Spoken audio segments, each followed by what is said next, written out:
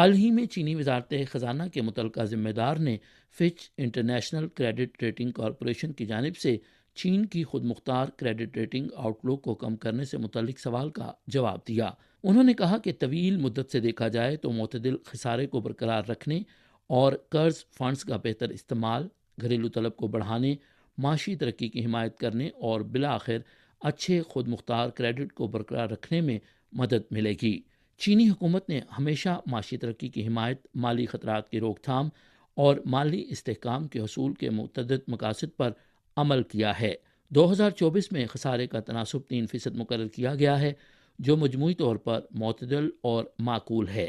جو مستقل معاشی نمو کے لیے سازگار ہے اور حکومتی قرضوں کے تناسب کو بھی بہتر طور پر کنٹرول کر سکتا ہے، تاکہ مستقبل میں ممکنہ خطرات اور چیلنجز سے نمٹنے کے لیے پالیسی کی گنجائش محفوظ کی جا سکے۔ اس سال معاشی شرح نمو کا